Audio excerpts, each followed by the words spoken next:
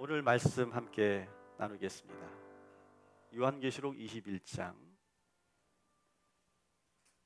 2절부터 4절까지 말씀입니다.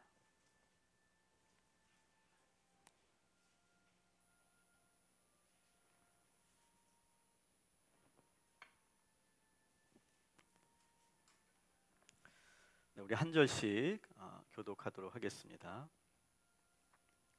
또 내가 보매 거룩한 성 새 예루살렘이 하나님께로부터 하늘에서 내려오니 그 준비한 것이 신부가 남편을 위하여 단장한 것 같더라.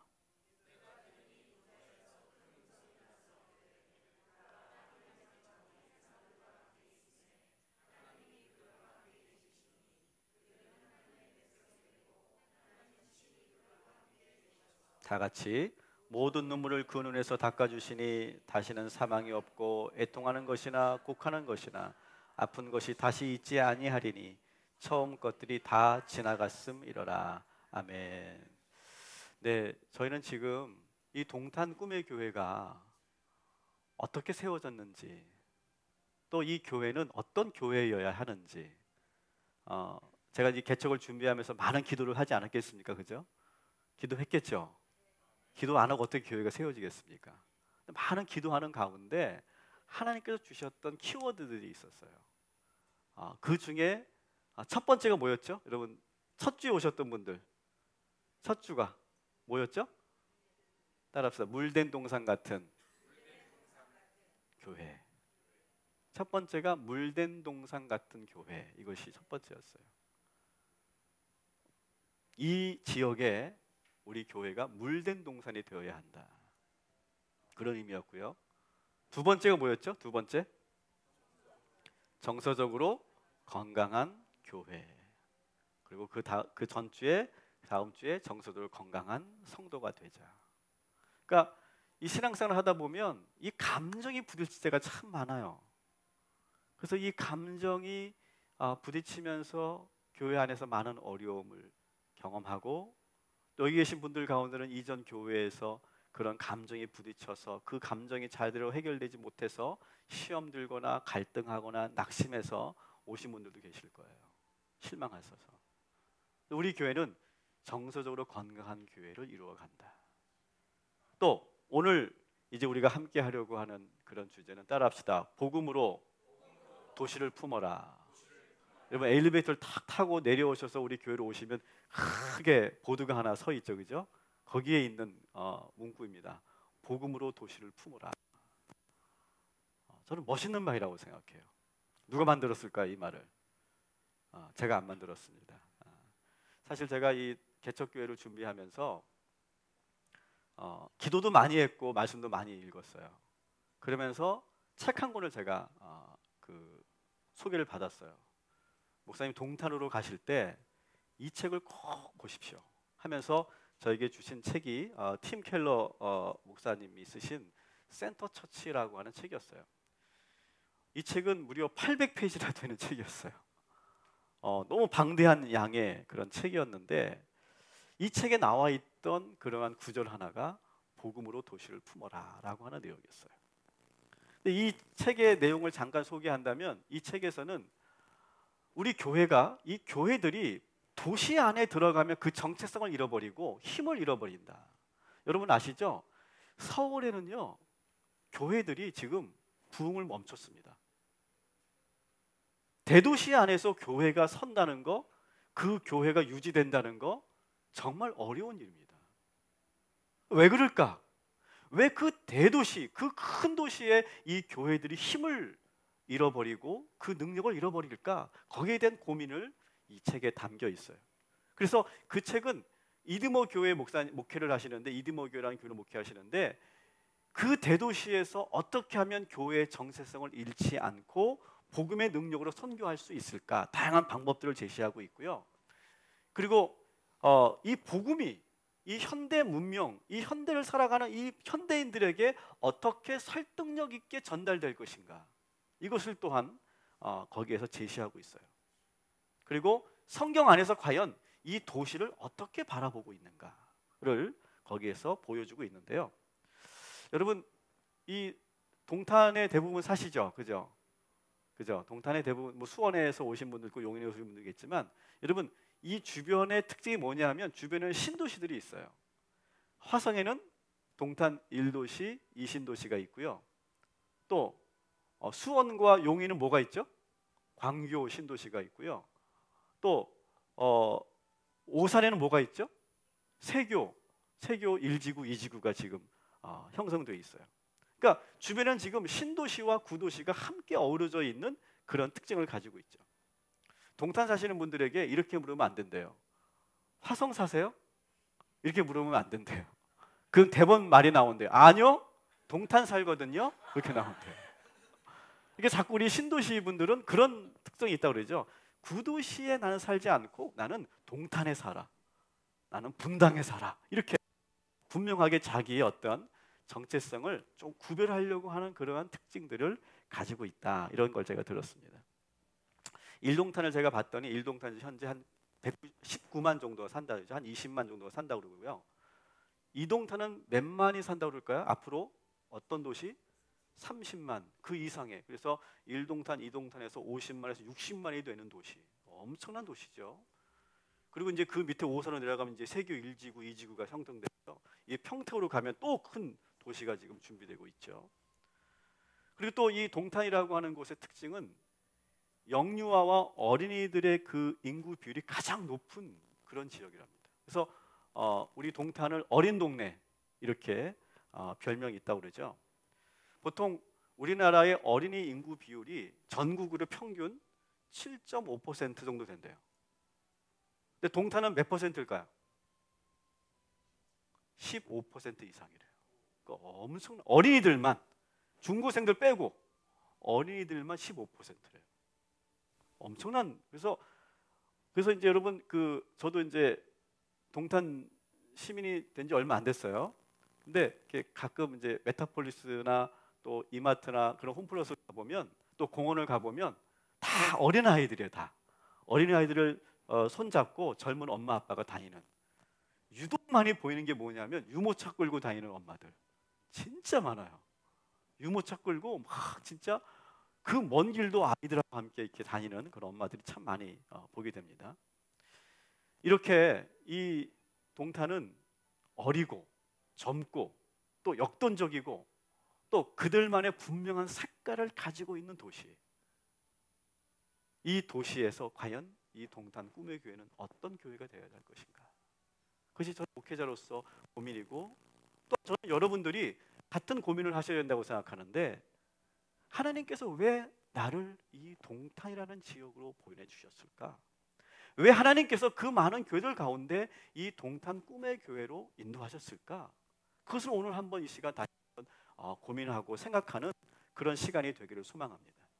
자, 여러분 한번 이렇게 한번 제가 질문을 해볼게요. 하나님께서는 이 도시에 대해서 어떻게 긍정적으로 생각할까요? 긍정적으로 생각할까요? 성경에서 하나님은 이 도시를 어떻게 바라보고 계실까요? 아무 생각이 없으시죠? 네. 여러분 성경에 나온 도시 여러분 한번 떠올려 보세요. 성경에 어떤 도시들이 있습니까? 네? 예루살렘 또 네? 바벨론 또 안디옥 네. 소돔과 고모라 그렇죠? 소돔과 고모라 뭐 여리고 그죠? 또 기억나시죠? 가인이 에덴 동산에서 추방되어서 어디로 갑니까? 어디로 가요? 놋 땅으로 갑니다. 놋 땅에 뭐를 세웠다고 그래요? 도시를 건설했다. 이렇게 나와요. 성경에 보면. 놋 땅에서 도시를 세워서 그 도시 이름을 뭐라고 했다고 합니까? 에녹이라고 지었다. 이렇게 되어 있어요.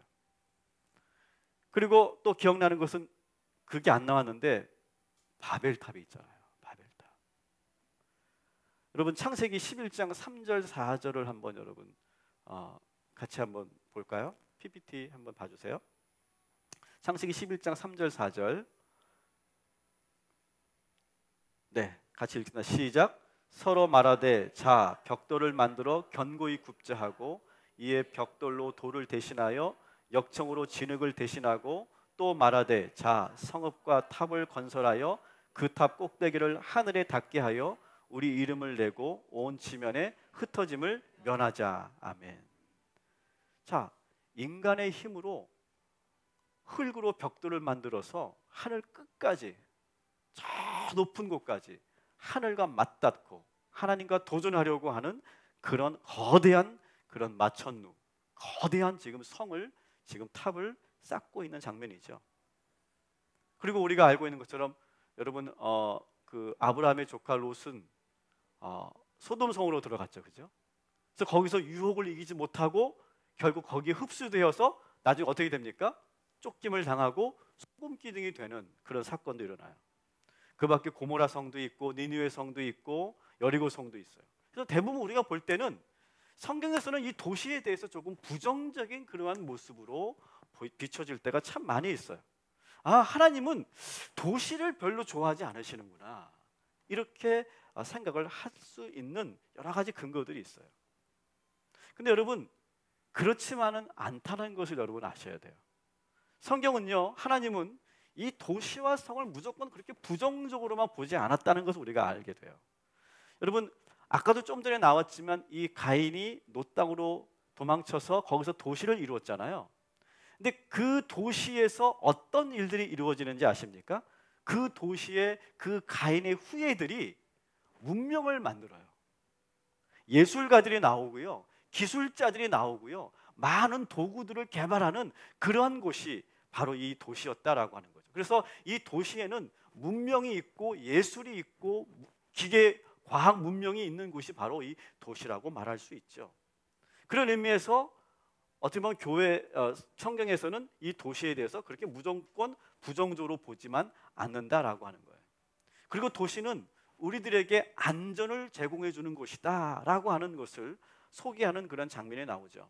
여러분, 시편 107편 4절부터 8절까지의 말씀을 한번 여러분 PPT를 통해서 봐주십시오. 같이 한번 읽어볼게요. 시작. 그들이 광야 사막길에서 방황하며 거주할 성읍을 찾지 못하고 줄이고 목이 말라 그들의 영혼이 그들 안에서 피곤하였도다. 이에 그들이 근심 중에 여호와께 부르짖음에 그들이 고통에서 건지시고 또 바른 길로 인도하사 거주할 성읍을 이루게 하셨도다. 여호와의 인자하심과 인생에게 행하신 기적으로 말미암아 그를 찬송할지로다. 아멘. 자, 이 말은 뭐냐면 다윗이 지금 하는 고백이잖아요. 근데 오히려 이 성읍은 어떤 곳이다? 안전한 곳이다. 줄이고 목마른 사람들에게 물을 제공해주고 먹을 것을 제공해주고 그 광야의 그 위험을 보호해주는 것이 바로 이 성읍이고 그리고 도시다, 이렇게 소개하고 있어요.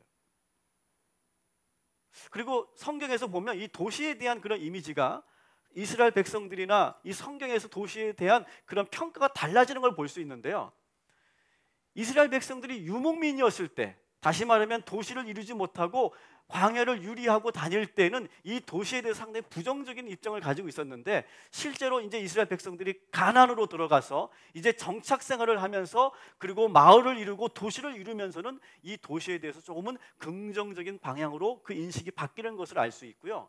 그리고 궁극적으로는 이스라엘 백성들은요, 아주 위대한 그러한 도시 계획을 갖고 있어요. 어떤 도시냐?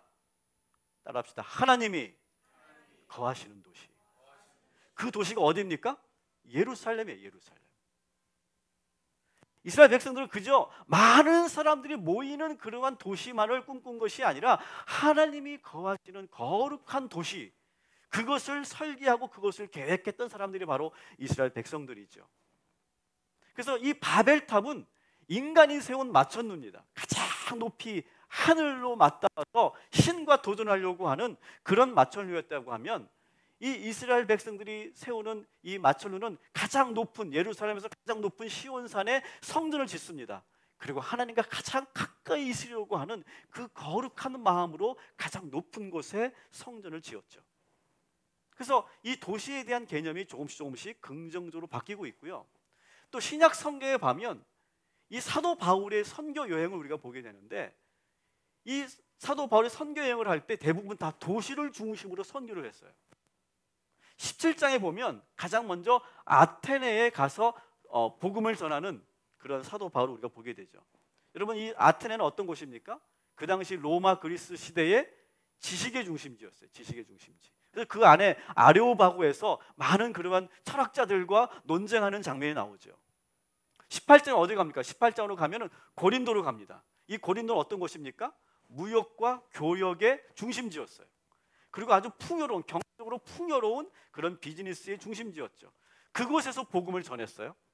그 다음에 19장에 가면 다시 에베소를 갑니다. 에베소에서 복음을 전하는데, 그 에베소는 그리스 로마 시대에 가장 종교들이 가장 많이 있는 곳이었어요. 수많은 종교들이 가장 집약되어 있는, 모여 있는 곳이 바로 그 에베소 지역이었죠. 그리고 그 당시에는 여러분, 로마에서 가장 큰 종교가 있다면 뭐가 있었을까요? 로마 황제를 숭배하는 곳이었어요. 근데 로마 황제를 숭배하는 그 중심지에서 사도 바울은 담대하게 예수의 복음을 전했다는 거예요. 그리고 궁극적으로 이 사도 바울은 어디로 가려고 합니까? 로마로 향해 가요. 그 당시 최고의 도시, 그 당시 로마의 가장 중심지 로마를 향해 가서 복음을 전하는 사도 바울의 비전을 우리 여기서 보게 되죠. 그래서 여러분, 신약 성경에서는 이 도시라고 하는 곳은 그냥 부정적인 소돔과 고모라와 같이 죄가 득실거리는 그런 곳이 아니라 최고의 선교지로 바로 이렇게 보고 있다고 하는 것입니다. 여러분, 이 동탄은 또한 옆에 있는 많은 신도시들은, 주변에 있는 구도시들은 하나님께서 우리에게 주신 복음의 선교지인 줄 믿습니다. 오늘 우리가 함께 읽었던 이 사도 요한은요, 하나님의 계시를 통해서 이 도시에 대해서 저주하거나 비판하지 않고 새로운 비전을 가져요. 지금 세례 요한은 밤모섬으로 지금 유배되어 갔잖아요. 지금 도시로부터 떨어져 있어요. 그러면서도 그 사도 요한은 지금 하나님의 계시를 통해서 새로운 도시를 지금 보고 있어요. 다시 한번 오늘 주신 말씀을, 요한계시록 21장 2절 4절 말씀을 같이 한 목소리로 읽어보도록 하겠습니다. 시작. 또 내가 보매 거룩한 성 새 예루살렘이 하나님께로부터 하늘에서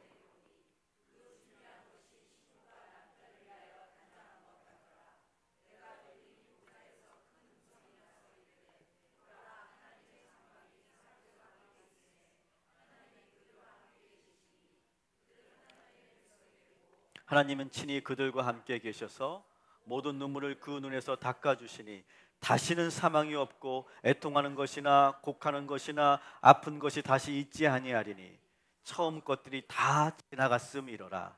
아멘. 지금 사도 요한은요, 하늘에서 계시가 다 내려오고 환상을 봅니다. 새 예루살렘이 임하는 거예요. 그리고 그 도시는 모든 도시가 단장되어 있어요. 어떤 누구처럼? 신부처럼 정결하게 단장되어 있고요. 그 장막에 모든 백성들이 모여서, 하나님의 장막에 모여서 예배하는 장면을 지금 보고 있는 거예요. 예배하면서 하나님과 백성들이 하나가 되는 그러한 장면을 보고 있고요. 그러면서 다시는 눈물이 없고 애통이 없고 죽음이 없고 곡하는 일이 없는, 아픈 것이 없는 그러한 도시를 지금 꿈꾸고 있는 거예요. 사랑하는 여러분, 여러분이 살고 있는 이 도시는 하나님께서 반드시 그렇게 회복시켜 주시고 새롭게 하여 주실 줄 믿습니다. 자, 그러면 우리가 그러한 비전을 가지고 우리가 살 때 우리 그리스도인들이 이 도시 안에서 어떠한 마음으로 살아가야 될지를 함께 우리가 생각해 보면 좋겠어요.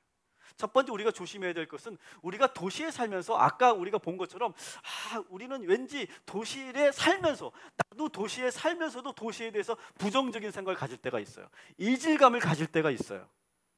그래서 왠지 자꾸 구별되려고 하고 어울리지 않으려고 할 때가 참 많이 있어요. 그러면서 우리는 은근히 우월감을 가지고 있어요. 그래서 한 수 내가 가르쳐줘야 되겠다, 너희들이 모르는 예수를 내가 전해야 되겠다, 그런 식으로 뭔가 아래로 내려 깔면서 바라보는 그런 태도를 가지고 있어요. 근데 여러분, 우리가 이 도시에 있는 많은 사람들을 대할 때 우리는요, 그러한 태도에서 벗어나야 돼요. 실제로 여러분, 솔직히 생각해 보세요. 예수 안 믿는 사람들 가운데, 솔직히 한번 생각해 보세요. 예수 안 믿는 사람들 가운데 예수 믿는 사람보다 더 친절하고 더 인격적이고 더 도덕적으로 사는 사람 있어요, 없어요? 너무 크게 나왔네, 생각보다. 있어요, 없어요? 많아요. 반대로 예수 믿으면서 인격적이지 못하고 성숙하지 못하고 그리고 자기 삶을 제대로 살지 못한 사람 있어요, 없어요? 있어요. 이게 현실이에요, 여러분. 좀 도덕적인 말이지만요, 사실은 예수 믿지만 예수 믿지 않은 사람들보다 부족할 때가 더 많이 있어요. 우리가 그걸 인정하자라고. 오히려 따라합니다. 나는 도시로부터 배울 것이 많습니다. 전 배울 게 참 많이 있다고 생각해요. 특히 이 동탄 신도시를 제가 다니면서 보니까 참 배울 것이 많은 도시구나. 여러분, 우리가 그런 마음을 가져야 된다는 거예요. 믿지 않는 사람들에게 내가 한 수 가르쳐줘야지 라고 하는 우월감이 아니라요, 비록 예수 믿지 않지만 나보다 더 성숙한 사람, 인격적인 사람들에게 내가 배우고자 하는 마음. 저는 그것이 우리가 선교의 첫 번째 조건이 되어야 된다고 생각해요.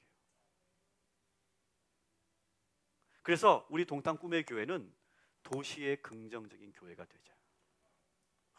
죄악으로 물든 이 더러운 이 썩어가는 도시, 그것이 아니라요, 이곳은요 정말로 건강한 사람, 열심히 사는 사람, 그리고 성숙한 사람들이 함께하는 곳이에요. 그들과 우리의 차이는 비록 예수를 모른다는 것, 그 차이 하나만 있지만 우리는 그들에게 한 수 가르쳐 줄 수 있는 그런 존재가 아니라고 하는 그 겸손함으로 다가가야 할 줄 믿습니다. 그래서도 우리 그리스도인들은 새로운 대안을 제시할 수 있어야 돼요. 이렇게 긍정적인 면이 많이 있지만 여전히 이 도시 안에는요 많은 그런 문제를 가지고 있죠. 빈부격차가 심하고요, 이 도시일수록. 그래서 같은 단지 내에서도 평수에 따라서 서로가 놀고 안 놀고가 달라진다고 하죠. 그리고 개인주의와 지나친 이기주의가 만연해 있고요. 그리고 이 도시는 돈만 있으면 뭐든지 할 수 있잖아요. 그러면서 도시 안에 자극적이고 유혹적인 그런 것들이 참 많이 있어요. 그러면서 도시인들이 서서히 병들어 가고 있고 도시 안은 온통 악으로 채워져 가는 그런 모습이 없는 것이 아니에요. 분명히 있어요. 그리고 예수 믿지 않은 사람들이 열심히 살긴 사는데, 열심히 최선을 다해서 새벽부터 열심히 일하면서 열심히 살긴 사는데, 그렇게 살지 않고도 더 행복하게 살 수 있는 그 새로운 길을 제시해 줄 수 있는 그런 대안을 제시하는 저와 여러분이 되기를 주님의 이름으로 간절히 축원합니다. 그러면서 우리가 도시에 살면서 우리는 거룩한 사명을 가져야 돼요. 우리가 대부분 이 도시에 살면서 그리스도인들이 하는 그런 간증이 뭔지 아세요? 하나님께서 이렇게 어느 땅을 보여주셨대, 어느 아파트를 보여주셨대. 그곳에 다 당첨이 되고 청약이 돼서 하나님께서 물질의 축복을 주셨대. 그래서 도시는 물질의 축복을 주신 그런 도시로만 내가 생각해요. 여러분 한번 생각을 바꿔서 생각해 봅시다. 하나님께서 이곳으로 보내신 데는, 우리가 그리스도인으로서 이곳에 우리가 보내신 데는 하나님의 사명이 있다라고. 하나님께서 왜 수많은 장소에서 왜 이곳으로 우리를 보내셨을까? 다시 한번 생각해 보세요. 저처럼 왜 하나님께서 왜 하필이면 이 수많은 이 교회들 가운데 이 동탄 꿈의 교회를 이곳에 보내셨을까? 왜 나를 이곳에 주의 종으로 보내셨을까? 왜 여러분들을 지금 이 땅으로 보내셨을까? 그것을 다시 한번 돌아보는 저와 여러분이 되기를 주님의 이름으로 축원합니다. 여러분, 제가 신도시는 제가 안산에서 살았, 그때는 제가 잘 몰랐어요. 근데 이 신도시에 산다는 것이 어떤 건지 제가 절감한 건요, 사실 이 교회를 세우기 위해서 우리 안산 꿈의 교회 우리 김학준 목사님과 많은 장로님들과 또 제가 이렇게 한 7월 달부터 다녔어요. 여전히 딱 보니까 여전히 벌판처럼 보이더라고요. 아직 멀었구나 생각하고 맨 처음에 종교부지가 좀 있나 봤어요. 저 종교부지가 있습니까? 물어봤더니 웃더라고요. 부동산 하시는 분이. 그거 2년 전에 다 끝났습니다. 이미 다 분양이 끝났대요. 내가 그러면 살 집을 내가 알아봐야 되겠다. 그래서 살 집이 있습니까? 뭐 분양된 데가 있습니까? 거의 다 끝났대요. 지금 당장 들어올 데가 없대요. 제가 그걸 보면서 느낀 게 뭐냐면, 이 신도시에 사시는 분들은요 정보가 2년 3년 아니 2008년도에 시행령이 내려졌는데 그때부터 보고 계획하고 준비하고 오시는 분들이라고요. 저는 아무 생각이 없는데 여러분들 정말 대단하시더라고요. 그렇게 미리 준비하고 계획하면서 미래를 설계하고 그리고 조금 부담이 있지만 도전하고 새롭게 시도해 보는 사람들이 오는 것이 바로 저는 이 신도시라고 생각해요. 옆 사람과 인사합시다. 정말 대단하십니다. 정말 대단하세요. 저는 그런 개념이 없었는데 정말 열심히 사는 분들이 오시는 곳이 바로 이곳이에요. 더구나 이곳은 아까 말씀드린 것처럼 30, 40대 젊은 사람들이 많이 있다고 그랬죠. 열심히 사는 분들이에요. 맞벌이하며 열심히 살고요. 그리고 잠시 여성들은 취업에서 잠깐 좀 물러나 있는 대신에 이 동탄맘들은 또 뭐에 열심일까요? 교육에, 자녀 교육에 정말 열심히 해요. 그래서 그냥 이 자녀 교육을 위해서 얼마나 열심히 해서 도시 곳곳에 어느 학원이 좋은지, 어디가 맛있는지, 어디가 불친절한지 바삭하게 알고 그 정보를 공유하고 나눠요. 여러분, 이 도시에서 우리가 어떻게 살아야 할까? 이 숨가쁘게 돌아가는 이 도시 안에서 우리는 어떤 마음으로 살아야 할지 한번 저는 이 시간 돌아보는 시간이 되었어요. 예레미야 29장 7절 말씀을 여러분 한번 봐주실래요? 예레미야 29장 7절 말씀 같이 읽어보겠습니다. 시작. 너희는 내가 사로잡혀 가게 한 그 성읍에 평안을 구하고 그를 위하여 여호와께 기도하라. 이는 그 성읍이 평안함으로 너희도 평안할 것임이라. 아멘. 자, 이 대목은 어떤 거냐면 이스라엘 백성들이 바벨론으로 포로로 잡혀갔죠. 그죠? 바벨론으로 포로로 잡혀갔어요. 그럼 이스라엘 사람들에게 입장에서 이 바벨론은 어떤 도시예요? 멸망해야 되는 도시, 사라져야 될 도시, 무너져야 될 도시잖아요. 근데 여러분 놀라운 것은요, 하나님은 뭐라고 하냐면 너희를 사로잡아간 그 도시를 향해서 뭐 하라고 합니까? 평안을 구하라. 거기서 봉기를 일으키고 반란을 일으켜서 도시를 혼란스럽게 하고 결국 도시를 무너뜨려라, 그게 아니라요, 평안을 구하라 이렇게 말해요. 그래야 너희도 평안할 것이다. 저는 똑같은 마음이 든다고 생각해요. 저는 우리들이 이 도시에 평안을 구하고 기도하는 그 사명을 하나님께서 허락하여 주신 줄 믿습니다. 그래서 우리는 도시문화 선교의 사명을 감당하는 교회가 되자. 아까도 말씀드렸지만 이 신도시에 사는 사람들은 아주 스피드합니다. 속도 전쟁 속에 있어요. 가장 빠르게 정보를 입수하고 직장인이든 가정주부든 열심히 살고 그리고 성공한 사업가가 되고 성공한 직장인이 되기 위해서 열심히 삽니다. 좋은 엄마가 되기 위해서 아이들을 위해서 좋은 공부를 가르치고 교육을 합니다. 열심히 살아가죠. 그리고 빨리 대출을 이자 갚아야 되고 빨리 전세금을 또 올려야 되고 또 가장 빠른 열차가 또 바로 옆에 다니고 있고요. 그러니까 이 동탄은 너무나 빠른 도시, 너무나 스피드한 도시. 아침에 자고 일어나면 건물이 쭉쭉쭉 올라가는 그런 도시 속에 살고 있어요. 그러다 보면요, 우리들의 영성이 어떻게 될까요? 우리의 영성이 말라지는 거예요. 여러분, 우리가 운전을 할 때도 마찬가지예요. 운전을 할 때도 80km 달릴 때와 150, 160 달릴 때가 전혀 다르죠. 저희 교회 그 교회차가 하나 있는데요, 요즘 승합차는 법령이 바뀌어서 110 이상을 못 달리게 돼 있어요. 그래서 아무리 밟아도 110 이상을 못 달려요. 답답해 죽겠어요. 고속도로 달리면 110을 달리면 막 뒤에서 빵빵빵 거리고 나도 막 속 터져요. 근데 110으로 달리도록 만들었어요. 근데 이 속도가 얼마나 중요하냐면 너무 빠르게 달리잖아요. 그럼 주변을 돌아보지 못하는 거예요. 여유가 없어요. 주변에 누가 사는지, 또 주변에 어떤 일이 일어나고 있는지, 주변이 얼마나 좋은지 풍경도 보지 못하고 살아요. 그냥 앞만 보고 달리는 거예요. 그러다 보면 열심히 사는 것 같고 잘 사는 것 같지만 점점 중요한 것들을 잃어버리는 곳이 바로 이곳이다라고. 교회는 어떤 곳이어야 되느냐? 교회는 그 빠른 속도 속에서 늠을 제시해요. 천천히 주의 은혜를 경험하고 그리고 여러분 관계를 맺으려면 어떻게 돼요? 시간이 필요한 거예요. 시간. 좋은 사람들과 같이 밥을 먹고 함께 어울리고 그리고 시간이 있어야 되고 역사가 있어야 그 관계는 깊어지는 거지, 아무리 빠르게 만난다고 해서 빨리 친해지는 게 아니에요. 저는 우리 동탄 꿈의 교회가 오히려 이 빠른 도시에서 느림을 얘기하고 그 안에서 깊은 그런 질적인 관계를 만들어주고 그리고 너무 빨리 가면서 보지 못하는 중요한 것들을 보게 하는 그런 교회가 되기를 주님의 이름으로 간절히 축원합니다. 그리고 우리는 좋은 이웃이 되어줘야 돼요. 그래서 좋은 이웃이. 그래서 우리는 좋은 이웃이 되어줄 수 있도록 그들이 무엇을 필요로 하는지를 잘 볼 수 있어야 돼요.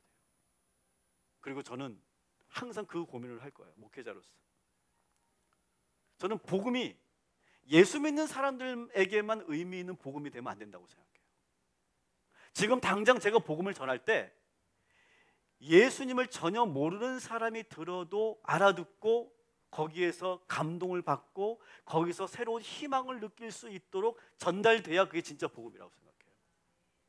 근데 지금까지의 복음은 어땠냐면 전문 용어와 신학 용어가 뒤섞여 가지고 들으면 뭔 말인지 모르고 나와 전혀 상관없는 것처럼 느껴지는 것이 지금까지 복음이었어요. 그런데 우리 동탄 꿈의 교회는 어떤 교회가 되느냐? 복음 중심의 교회가 되긴 하는데 그 복음은 예수 믿지 않은 사람들에게도 의미 있는 복음이 되어야 할 줄 믿습니다. 그래서 이제 제가 1월 달부터는요 그 복음에 대한 설교를 할 거예요. 복음 중심의 교회가 되기 위해서 우리들이 복음에 서기 위해서 그 설교를 할 거고요. 그 다음에 믿지 않은 사람들에게도 왜 이 복음이 꼭 필요한 것인지, 이 복음이 왜 진리인지를 제가 증명하는 그런 시간을 가지려고 합니다. 사랑하는 여러분, 이제 말씀 우리가 정리하고 나누는 이 시점에서 다시 한번 이 요한계시록 21장의 말씀을 한번 다시 한 목소리로 읽어보고 새로운 그러한 비전을 갖고 우리가 돌아가는 시간을 가졌으면 좋겠습니다. 다시 한번 요한계시록 21장 2절부터 4절까지의 말씀을 다시 한번 천천히 읽으며 이 도시를 향한 비전을 우리 함께 나누도록 하겠습니다. 함께 읽습니다. 시작.